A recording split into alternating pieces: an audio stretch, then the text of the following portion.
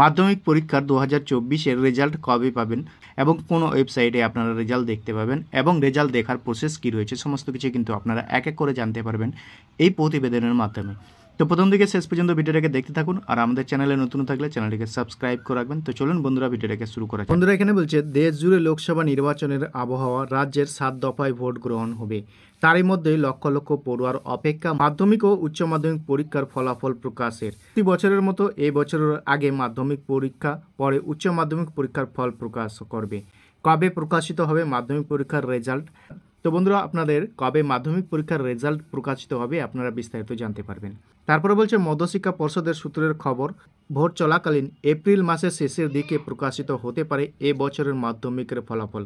বিভিন্ন সূত্রের দাবি করেছেন 2024 সালে মাধ্যমিক পরীক্ষার রেজাল্ট প্রকাশিত হতে পারে 20 এপ্রিল বা এপ্রিল মাসের শেষের দিকে। পর্ষদের সূত্রের খবর অনুযায়ী দেখতে পাচ্ছেন এই যে একটি ওয়েবসাইট এবং আপনারা এই ওয়েবসাইটে বলেছে অফিসিয়ালি এই ওয়েবসাইটগুলি থেকে মাধ্যমিক পরীক্ষার্থীদের ডাউনলোড করতে পারবেন রেজাল্ট।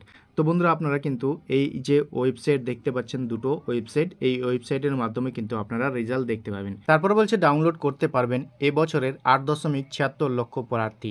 ফলাফল প্রকাশের দিন ঘোষণার পরেই ধাপে ধাপে সেই প্রক্রিয়া জানানো হবে। লোকসভা নির্বাচনের জন্য এবছরের বেশ কিছুটা এগিয়ে আনা হয়েছে মাধ্যমিক পরীক্ষা।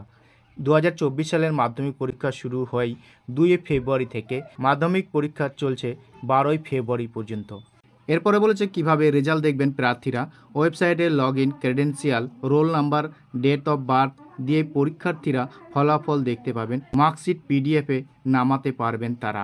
তো বন্ধুরা আপনারা কিন্তু এইভাবেই পরীক্ষার রেজাল্ট দেখতে পাবেন। তো আপনারা এই দুটো ওয়েবসাইট আমাদের ভিডিও ডেসক্রিপশনে পেয়ে যাবেন।